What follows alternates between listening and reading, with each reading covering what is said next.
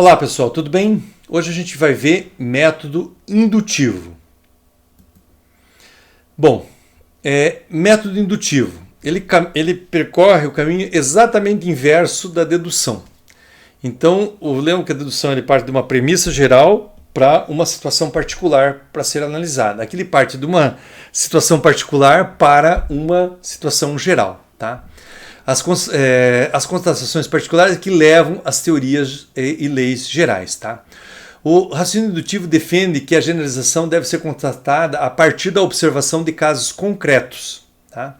A indução consiste em enumerar os enunciados sobre o fenômeno que se quer pesquisar através da observação. Veja que aqui a força é a observação, não o pensamento.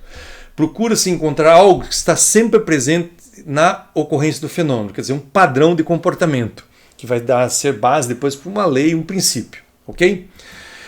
Usando aquele mesmo exemplo que a gente viu para o método dedutivo, então eu tenho o seguinte, observação, Paulo é mortal, o gato é mortal, o cachorro é mortal, o passarinho é mortal, quer dizer, eu vou observando os vários seres lá e eu vejo que eles são mortais. Então, a análise, Paulo, o gato e o cachorro são seres vivos, tá? Então eu estou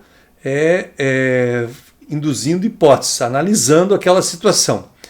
Conclusão, todo ser vivo é mortal. Universal, geral, leis. Quer dizer, a partir da observação que todos os seres vivos acabam morrendo, quer dizer, não tem uma vida eterna, eu concluo que todo ser vivo é mortal. Então eu faço o raciocínio inverso, tá? Tem aquela questão que vai ser a mesma crítica que a gente viu para o dedutivo, que tem, eu mostrei para vocês que tem aquele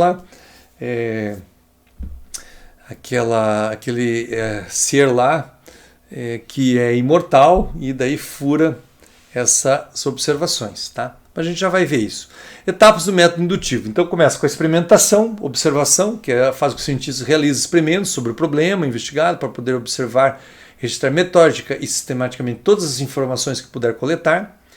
Análise e formulação de hipóteses, fundamentada na análise dos resultados objetivos de diversos experimentos, tentando explicar, então ele gera conjecturas, ele gera o que isso pode, por que isso deve estar ocorrendo. Repetição da experimentação por outros cientistas em outros lugares ou condições, com a finalidade de confirmar ou não aquelas hipóteses. Então daí verifica a hipótese se ela é confirmada ou não. E se ela é confirmada, você vai generalizar isso na forma de leis, tá?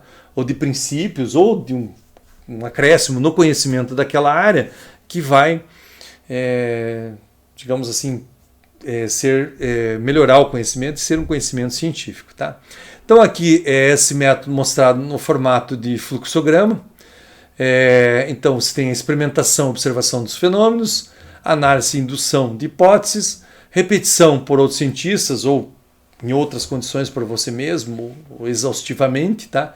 Para verificar ou não essas hipóteses, se aquilo se verifica, ou se aquilo se constitua constante, você vai formular um novo conhecimento, ou generalizar esse resultado na forma de leis, princípios, tá? Se não, você volta ao problema, volta à experimentação e muda as condições, muda os teus parâmetros, para tentar encontrar o que não estava funcionando. Tá? Então, o método indutivo influenciou muito no desenvolvimento das técnicas de coleta de dados e na elaboração de instrumentos de análise. Então, toda essa parte de estatística, descritiva, inferencial, multivariada, ela foi bastante desenvolvida com o desenvolvimento do método indutivo. É visto como método, por excelência, das ciências naturais, então é o método que nós mais vamos utilizar. Então, nós teremos muitas teses e dissertações que vão usar o método indutivo, chega a conclusões que são apenas prováveis, tá? Quer dizer, provavelmente aquilo está ocorrendo, tá? Porque daí tem uma crítica, os casos particulares devem ser testados em quantidade suficiente para que se possa fazer a generalização. Então problemas ocorrem quando a amostra é insuficiente ou tendenciosa, tá? O salto de uma para todos exigiria uma observação infinita. Quer dizer, se eu quisesse ter certeza que realmente acontece, eu teria que observar todos os casos. Por exemplo, o caso da água-viva, a Turritopsis nutricula, tá? Que é aquela uma que é imortal. Tá? Então, quer dizer, esse é o grande problema. Tá? Então, normalmente, o método indutivo, eu sempre falo isso quando eu faço trabalhos indutivos, quer dizer, ele vale para aquela amostra, para aquela população, para aquilo que você está observando. e com aquelas características. Quando ele é diferente daquilo, certamente você teria que repensar e reconsiderar as suas hipóteses. Ok? Ainda a crítica, então, sobre o ponto de vista epistemológico, tá, é insustentável a indução, quer dizer, porque você nunca vai conseguir testar todos os casos. Não se pode observar todos os fatos ou fenômenos ou coisas, para deles fazer surgir uma explicação. Bacon afirmava que as inferências indutivas jamais confirmariam conclusivamente uma hipótese. A indução poderia somente falseá-la conclusivamente. Tá? Desse modo, nada adianta a confirmação de centenas ou milhares de casos, senão para aqueles casos particulares que justamente vão ser contraditórios àquilo que você está colocando como hipótese. Isso significa que uma hipótese jamais poderá ser confirmada ou verificada ou comprovada no sentido positivo. Então, a partir dessas críticas, vocês vão ver que vai gerar a base do método hipotético dedutivo, que daí vai por uma outra linha, tentando superar essas dificuldades. Mas mesmo assim não invalida muitas das pesquisas que são feitas com o método indutivo e que tomam a precaução de dizer que ela vale para aquela amostra ou para aquela população que é representativa daquela amostra com aquelas características. Em outras condições, provavelmente não é válido. Tá? Exemplo de pesquisas com base no método indutivo, então, lei da gravitação universal de Newton, a primeira, segunda e terceira leis de Newton, que a gente usa muito em mecânica, né? Equações do movimento de Galileu Galilei, desenvolvimento de remédios e vacinas, isso que nós estamos vivendo hoje, o que é? É um método puramente indutivo, quer dizer, não existe uma teoria básica, uma hipótese que você possa imaginar, quer dizer, você até imagina soluções de vacina, mas é mais no teste para você ter certeza, ou na indução, na observação, do que num teste de hipótese. Tá?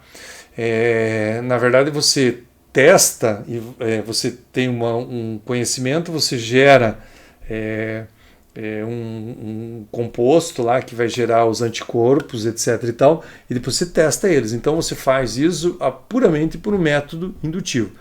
Normalmente as pesquisas em estatística e pesquisas, por exemplo, sobre novos materiais, que você não tem toda uma teoria que você pode colocar e hipóteses que você possa, se mudar isso, vai mudar isso. Quer dizer, só para alguns materiais muito específicos. De um modo geral, o que você faz? Você faz composições e você vai testando e observando como que aquilo vai se comportando, até obter lá as condições, os requisitos necessários de qualidade para aquele material que você está desenvolvendo.